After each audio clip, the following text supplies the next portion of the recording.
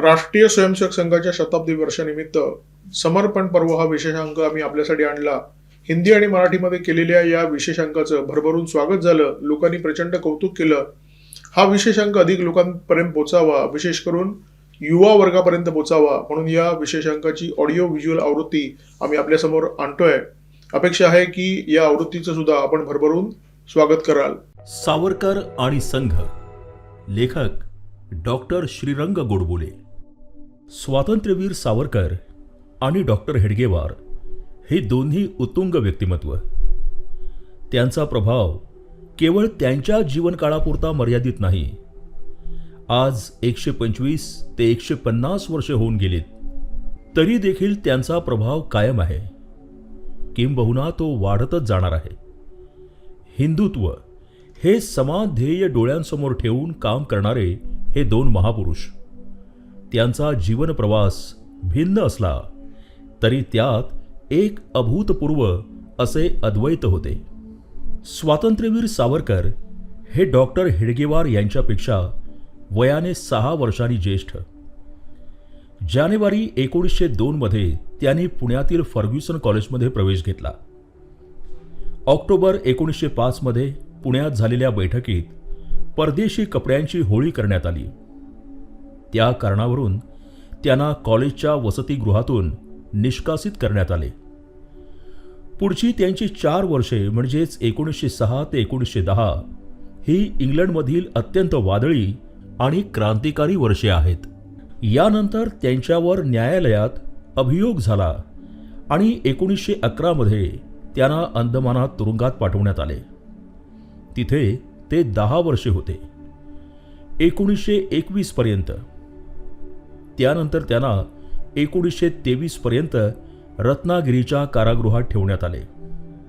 त्यानंतर ते पुण्याच्या येरवडा कारागृहात होते. 1924 मध्ये त्यांची सुटका झाली. सुटका म्हणजे रत्नागिरीत काही काळ त्यांना स्थानबद्ध करण्यात आले होते. त्या जिल्ह्यातून त्यांना बाहेर पडण्याची मुभा नव्हती.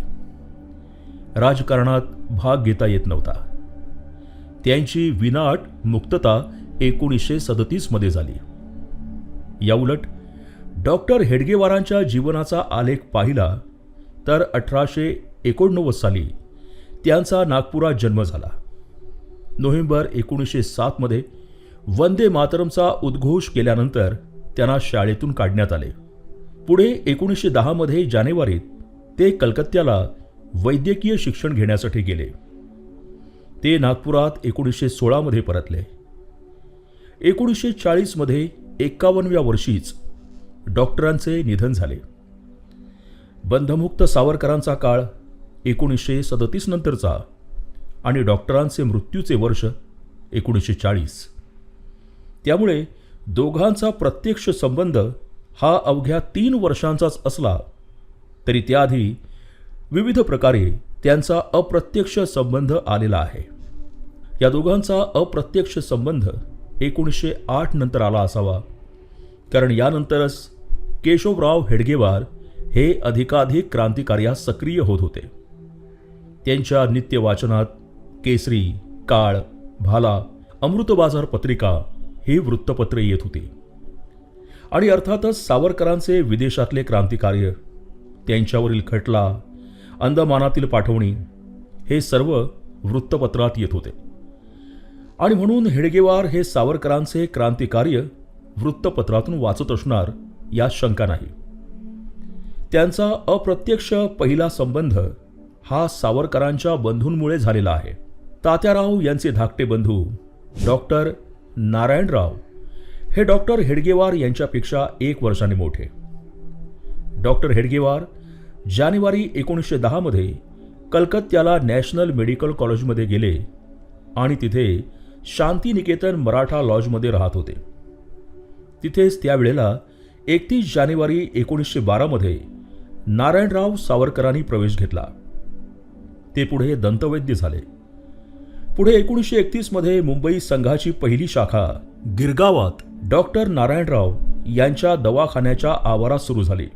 नारायणराव आणि हेडगेवार हे 1912 ते 1916 पर्यंत एकत्र राहत होते आणि त्या काळात तात्याराव सावरकर हे अंदमानात होते.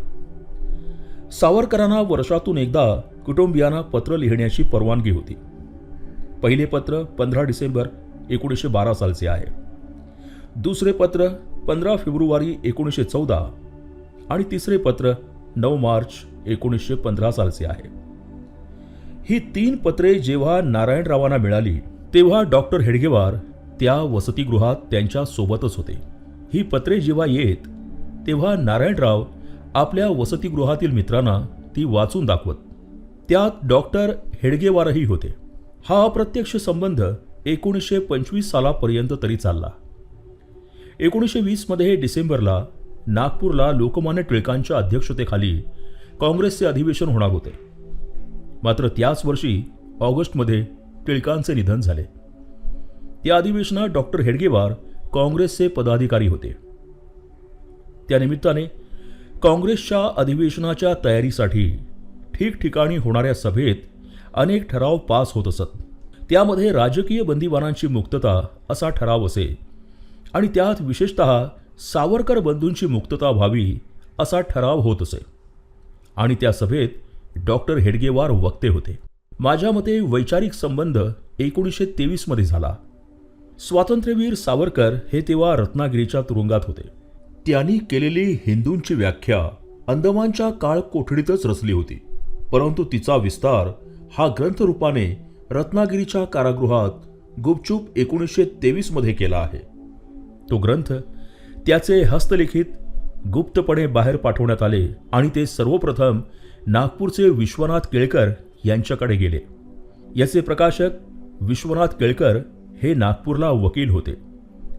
ते सावरकर यांच्या अभिनव भारत संस्थेचे पूर्वी सभासद होते आणि मुख्य म्हणजे नारायणराव सावरकर यांच्या पत्नी शांताबाई यांचे विश्वनाथ केळकर हे मामा होते. केळकर हे डॉक्टर हेडगेवार यांचे अत्यंत जिवलग मित्र होते आणि पुढे संघाच्या स्थापनेनंतर केळकर नागपूरचे संघचालक होते. विश्वनाथराव केळकरांकडे सर्वप्रथम जेव्हा हिंदुत्व या ग्रंथाचे हस्तलिखित आले तेव्हा ते प्रथम पाहणाऱ्यांमध्ये डॉक्टर हेडगेवार होते असा उल्लेख डॉक्टरांच्या चरित्रात सापडतो. त्या पुस्तकात केलेले हिंदुत्व, हिंदू राष्ट्र याविषयीचे तर्कदृष्ट प्रतिपादन साधर्म्य वाचून डॉक्टरांना अतिशय आनंद झाला. हे पुस्तक बाहेर आल्यानंतर डॉक्टरांनी त्या काळात आणि नंतरही याचा प्रत्यक्ष प्रसार केला आहे. नोव्हेंबर 1923च्या पूर्वार्धात तात्याराव सावरकरांचे ज्येष्ठ बंधू म्हणजे बाबाराव सावरकर नाशिकहून नागपूरला जेव्हा आले तेव्हा ते विश्वनाथ केळकरांकडेच उतरायचे. बाबाराव सावरकर आले म्हणून अनेक तरुण घोळक्याने त्यांना भेटायला येत असत आणि त्यामध्ये डॉक्टर हेडगेवार सुद्धा होते. पुढे संघ स्थापनेच्या आधी 6 ऑक्टोबर 1924 रोजी शस्त्रपूजनाच्या दिवशी बाबाराव सावरकरांनी नागपुरात तरुण भारत समूह अशी तरुणांची संस्था सुरू केली होती. तिथे तरुणांच्या सर्व संघटनांचा एकत्रित शस्त्रपूजनाचा कार्यक्रम झाला. याचे अध्यक्ष हे डॉक्टर हेडगेवार होते. अशा प्रकारे दोन्ही सावरकर बंधूंशी डॉक्टर हेडगेवार यांचा संबंध आला. डॉक्टर हेडगेवार यांच्या स्वातंत्र्य या दैनिकाच्या पहिल्या पानावर बातम्या आणि मागील पानावर सावरकरांच्या पुस्तकांबद्दल जाहिरात असायची. त्या काळात रत्नागिरीत स्थानबद्ध असताना त्यांना त्र्यंबकेश्वरला जाण्याची परवानगी देण्यात आली होती. त्यावेळेला अखिल महाराष्ट्रीयांकडून डॉक्टर मुंजे यांच्या अध्यक्षतेखाली 28 ऑगस्ट 1924 रोजी कार्यक्रम झाला. त्यावेळेला 11,660 रुपयांची थैली त्यांना अर्पण करण्यात आली. त्या थैलीमध्ये नागपूरचे योगदान 1000 रुपयांचे होते. हा निधी जमा करण्याचे काम प्रामुख्याने डॉक्टर हेडगेवार यांनी केले आहे. त्यावेळी नागपुरात साहित्य संमेलन भरवून त्याचे अध्यक्षपद सावरकरांना देण्याचे ठरत होते. त्यावेळी ते अभियान डॉक्टर हेडगेवारांनी चालवले. तेव्हा ते संमेलन झाले नाही, ते नंतर 1926 मध्ये झाले. त्याचा पुरस्कार डॉक्टर हेडगेवार यांनी जाहीरपणे आणि वृत्तपत्रामधूनही केला. सावरकर अंदमानातून सुटल्यानंतर त्यांना स्थानबद्धतेची शिक्षा झाली. रत्नागिरीत प्लेग सुरू असल्यामुळे ते 23 नोव्हेंबर 1924 ते 20 जून 1925 पर्यंत रत्नागिरी जवळच्या शिरगावात विष्णुपंत दामले यांच्या घरी राहिले. या घरातच डॉक्टर हेडगेवार हे मार्च 1925 मध्ये संघ स्थापनेच्या काही महिने अगोदर मुद्दाम नागपूरवरून डॉक्टर सावरकर यांचे या प्रस्तावित संघटनेविषयी मत जाणून घेण्यासाठी भेटायला आले होते. 2 दिवस डॉक्टर हेडगेवार तिथे राहिले आहेत. या घटनेचे साक्षीदार विष्णुपंत दामले यांचा मुलगा मोरेश्वर दामले यांनी लिहिलेल्या सावरकर स्मृती पुस्तकात या भेटीचे वर्णन केले आहे. असे म्हणतात की डॉक्टरांना संघ तिथे स्थापन करायचा होता. मात्र सावरकर यांनी मी रत्नागिरीत असेपर्यंत तुम्ही संघ येथे सुरू करू नका, कारण ब्रिटिश माझ्याशी त्याचा संबंध जोडतील आणि तुम्हाला त्रास देतील असे सांगितले होते. त्यामुळे चिपळूणला संघ सुरू झाला, पण सावरकर रत्नागिरीत असेपर्यंत 1937 पर्यंत रत्नागिरीत संघ सुरू झाला नाही. 17 जून 1937 रोजी सावरकरांचा रत्नागिरीला निरोप समारंभ झाला. त्याचे आभार प्रदर्शनाचे काम चिपळूणला संघाचे काम करणारे माधवराव मुळे यांनी केले. पुढे आणीबाणीनंतर ते संघाचे सरकार्यवाह झाले. रत्नागिरी सोडल्यानंतर सावरकरांचा देशभर संचार सुरू झाला. त्याच दरम्यान जुलै महिन्यात ते पुण्यात आले. डॉक्टर हेडगेवारांनी जुलै महिन्यात पुण्याचे संघचालक विनायकराव आपटे यांना लिहिलेल्या पत्रावरून डॉक्टर हेडगेवारांचा सावरकरांप्रती असलेला आदर दिसतो. ते म्हणतात, खरोखरच आपण भाग्यवान आहात यात शंका नाही. बॅरिस्टर सावरकरांसारख्या अतुल स्वार्थत्यागी व निस्सीम देशसेवकाचा आपल्याला सहवास घडून त्यांच्या अमूल्य वाक्शुद्धीचा आपल्याला आस्वाद घेता आला.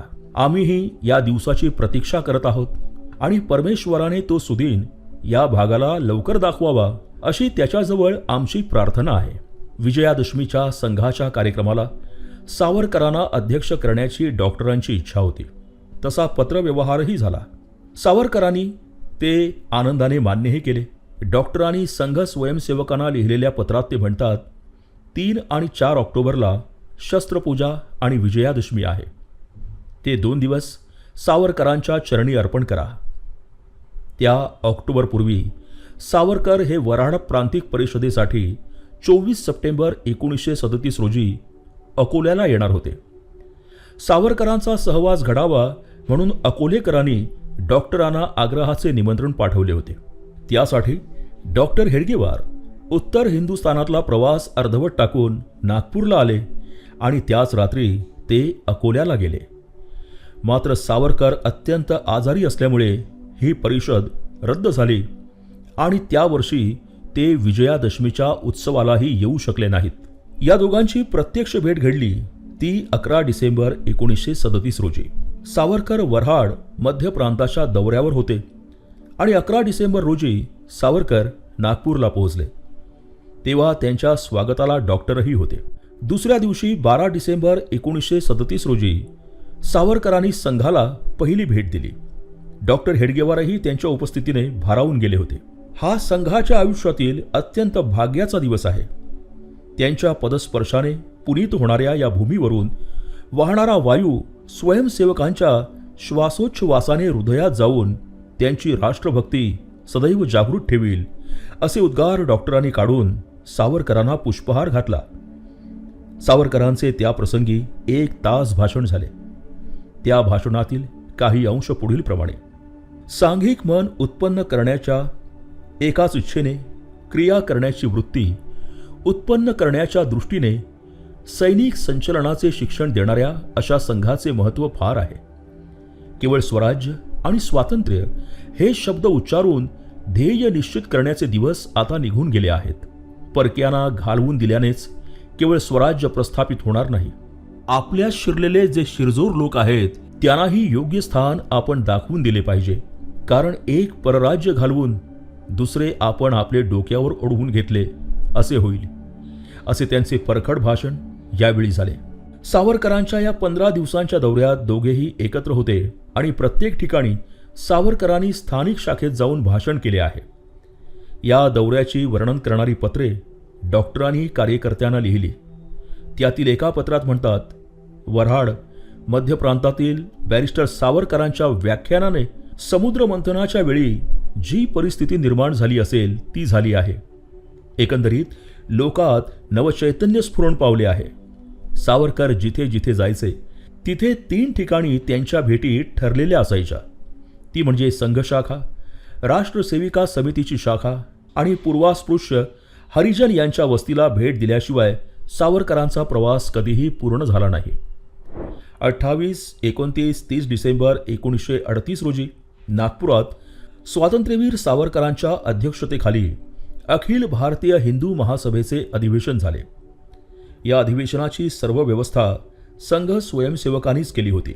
संघाच्या तरुणांची यंग बटालियन छावणीचे उद्घाटन 30 तारखेला सावरकरांच्या हस्ते करावे असे नियोजन करण्यात आले. अधिवेशनानिमित्त देशभरातून जे पुढारी कार्यकर्ते आले त्यांनाही संघाचे दर्शन घडून त्या त्या प्रांतात संघाचे काम करावे हा देखील उद्देश होता. 30 डिसेंबर 1938ला सकाळी सावरकरांच्या अध्यक्षतेखाली या लष्करी छावणीचे उद्घाटन झाले. सावरकर त्यावेळी म्हणाले, आजचा प्रसंग अत्यंत महत्त्वाचा व संस्मरणीय आहे, कारण उभा हिंदू समाज या प्रसंगी येथे एकत्र झालेला आहे. राष्ट्रीय स्वयंसेवक संघ ही या राष्ट्रातील महान संस्था असून आजचे तिचे भव्य व स्फूर्तिदायक स्वरूप हिंदुत्व जिवंत असल्याचे द्योतक आहे, यात शंका नाही. समाजात शिस्त निर्माण होण्यासाठी आज्ञाधारकपणाची सवय स्वयंस्फूर्तीने जुळवून घेणे आवश्यक असते आणि संघात रोजच्या कार्यक्रमातून ही शिस्त पालनाची वृत्ती उत्पन्न होते. हे खरोखरच अभिनंदनीय आहे. हिंदू समाजाच्या सांप्रतच्या परिस्थितीत हीच राष्ट्रव्यापी संघटना आपल्या प्रिय राष्ट्राचा पूर्ण उद्धार करेल असा मला विश्वास वाटतो. दोघांची शेवटची भेट डॉक्टर जाण्याच्या 1.25 महिन्यापूर्वी म्हणजे 11 मे 1940 रोजी पुण्यातील संघाच्या तत्कालीन OTC ऑफिसर्स ट्रेनिंग कॅम्प, ज्याला आता संघ प्रशिक्षण शिबिर म्हणतात, तिथे झाली. तिथे कार्यकर्त्यांच्या बैठकीला त्यांनी मार्गदर्शन केले. ही त्यांची शेवटची भेट ठरली. त्यानंतर डॉक्टरांचे निधन झाले. डॉक्टरांच्या मासिक श्राद्धाच्या कार्यक्रमाला सावरकर जाऊ शकले नाहीत. त्यामुळे 13 जुलै 1940 रोजी त्यांनी दिलगिरीचे पत्र गोळवलकर गुरुजी यांना इंग्रजीत लिहिले आहे. त्याचा गोषवारा असा: डॉक्टर हेडगेवारांच्या हयातीत संपूर्ण भारतभर मी शेकडो संघाच्या कार्यक्रमांना उपस्थित राहून तिथे उपदेश केलेला आहे. पण संघाच्या संदर्भात कोणत्याही प्रश्नावर अंतिम निर्णय हा केवळ हेडगेवार यांचाच असावा अशी माझी भूमिका असे आणि त्या बाबतीत डॉक्टर हेडगेवार यांच्या विवेकावर मला पूर्ण विश्वास होता. यावरून सावरकरांचा डॉक्टरांप्रती असलेला आदर दिसून येतो. 30 जुलै 1939 रोजी पुण्यात संघाच्या झालेल्या गुरुपौर्णिमेच्या उत्सवाच्या अध्यक्षस्थानी स्वातंत्र्यवीर सावरकर होते. त्यावेळच्या भाषणात सावरकर म्हणाले, हिंदू राष्ट्राच्या अथांग समुद्रावर संकल्प, पक्ष उपपक्ष, जय पराजय यांच्या कितीही लहरी आदळून गेल्या तरीही हा महासागर आहे तसाच शाश्वत राहणार आहे. ही गोष्ट या संघाचे आद्य प्रणेते डॉक्टर हेडगेवार यांच्या लक्षात येऊन त्यांनी या संघाची प्राणप्रतिष्ठा केली. याबद्दल मी त्यांचे मनापासून आभार मानतो. मनूच्या ओंजळीत मावणारा मासा ज्याप्रमाणे वाढत वाढत मोठा होऊन मनूची नाव प्रलयकाळी वाचवू शकला, त्याचप्रमाणे डॉक्टर हेडगेवार यांनी अल्प प्रमाणात सुरू केलेली ही संघटना आज प्रचंड स्वरूप धारण करून राष्ट्राचा उद्धार करू शकेल अशी मला खात्री वाटते. हे सावरकरांचे भाकीत खरे ठरले आहे. डॉक्टर हेडगेवार सावरकरांचा उल्लेख पूजनीय नाहीतर परमपूजनीय केल्याशिवाय कधीही पूर्ण करत नसत. अकोला रेल्वे स्थानकात डॉक्टरांनी सावरकरांना भर डब्यातच साष्टांग दंडवत घातल्याची आठवण अकोल्याचे कार्यकर्ते शंकरराव समुद्रे यांनी सांगितलेली आहे. 5 फेब्रुवारी 1938ला स्वातंत्र्यवीर सावरकर अखिल भारतीय हिंदू महासभेच्या कार्यकारी मंडळाच्या बैठकीला चाळीसगावला जाणार होते. ते रेल्वेने प्रवास करणार होते. डॉक्टरांनी त्यांना इटारसीऐवजी होशंगाबाद येथे उतरण्याची विनंती केली. तसे होशंगाबादच्या कार्यकर्त्यांना लिहिले, सावरकरांचे स्वागत करा, त्यांची राहण्याची व्यवस्था करा, त्यांच्यासाठी कोणतेही सार्वजनिक कार्यक्रम ठेवू नका, त्यांना पूर्ण विश्रांती मिळेल याची काळजी घ्या, असे त्यांनी कार्यकर्त्यांना सांगितले होते. तर जुलै 1939 मध्ये डॉक्टर हेडगेवार तापाने अत्यंत आजारी असताना सावरकरांनी त्यांना पत्र लिहिले. ते म्हणतात, आपण तापाने आजारी असल्याचे ऐकून धक्का बसल्यासारखे झाले आहे. प्रकृतीस अत्यंत जपावे. औषध पथ्य पाणी यात चालढकल होऊ नये. आपले स्वास्थ्य म्हणजे हिंदुस्थानचा एक आधारस्तंभ आहे. ईश्वर आपल्याला उदंड आयुष्य, बळ आणि यश देव, अशा प्रकारचा जिव्हाळा दोघांमध्ये होता. डॉक्टरांचे निधन झाल्याची वार्ता जेव्हा सावरकरांना समजली तेव्हा त्यांनी ताबडतोब संघाला तार पाठवली. ती अजूनही संघाच्या अभिलेखागृहात आहे. हिंदू महासभा डॉक्टर हेडगेवार यांच्या निधनाने अतिशय दुःखी झाली आहे. हेडगेवार निधन पावले, हेडगेवार अमर होत, हेडगेवार निधन पावले, संघ दीर्घायुषी हो, असे त्यांनी यात म्हटले आहे. सावरकर हिंदू महासभेचे अध्यक्ष होते. तेव्हा त्यांनी देशातल्या सर्व हिंदू महासभा शाखांना 30 जूनला डॉक्टरांना श्रद्धांजली वाहणाऱ्या सभा आयोजित कराव्या, डॉक्टरांच्या निधनाच्या दुखवट्याचा ठराव पारित करून घ्यावा असा आदेश दिला आणि लाहोरपासून मद्रासपर्यंत आणि गुजरातपासून आसामपर्यंत देशभरात डॉक्टरांच्या दुखवट्याच्या सभा हिंदू महासभेच्या विद्यमाने आणि सावरकरांच्या आदेशावरून झाल्या आहेत. 30 जूनला मुंबईत डॉक्टरांच्या दुखवट्याच्या झालेल्या सभेत सावरकर म्हणाले, डॉक्टर हेडगेवारांसारख्या संघटकाची आज फार आवश्यकता होती. ज्या कल्पनेचे त्यांनी एकांतात चिंतन केले ती कल्पना आज उघडपणे सर्व हिंदुस्थानात पसरली आहे. हिंदुस्थान हा हिंदूंचा या घोषणेची गर्जना आज सर्व भारतात होत आहे आणि आता ती कल्पना मूर्त स्वरूपात उतरण्याचा काळ येत असताना त्यांची फार आवश्यकता होती. आता डॉक्टर हेडगेवारांचे अपूर्ण राहिलेले कार्य पूर्ण करणे हे आजच्या तरुणांचे कर्तव्य आहे. मोठ्या माणसांची कार्ये अपुरीच राहतात. युगप्रवर्तक किंवा शककर्ते यांच्या काळात त्या पदाला पोहोचत नाहीत. त्यांचे कार्य पुढे चालले नि यशस्वी झाले तरच त्यांचे संस्थापक युगप्रवर्तक वा शककर्ते ठरतात. हे मार्मिक आणि दूरदर्शी वाक्य आहे. डॉक्टर हेडगेवार आणि स्वातंत्र्यवीर सावरकर हे दोघेही युगप्रवर्तक ठरले आहेत. माझ्या मते स्वातंत्र्यवीर आणि संघ वेगळा नाहीच. संघाचे आणि सावरकरांचे कुळ एकच आहे. संघ हा डॉक्टर हेडगेवारांचे काम करतो, परंतु तो स्वातंत्र्यवीर सावरकरांचेही काम करतो. दोघांचे ध्येय समान आहे. कुड्या दोन त्या एका आत्मापरी, असे त्यांच्याबाबत म्हणावे लागेल. हिंदू समाजाला संघटित बलशाली करून हिंदू राष्ट्राला परमवैभवाच्या शिखरावर नेणे हे दोघांचेही उद्दिष्ट आहे. दोघे त्यासाठीच खपले आहेत. त्यामुळेच त्या दोघांपासून प्रेरणा घेऊन त्या दोघांचा वारसा पुढे चालवणे हे दायित्व आपल्यावर आहे. ही जाणीव आपल्या मनात असायला पाहिजे आणि त्यासाठी आपण काम केले पाहिजे. लेखक स्वातंत्र्यवीर सावरकर व गोळवलकर गुरुजी यांच्या संबंधी संकेतस्थळांचे प्रवर्तक आहेत.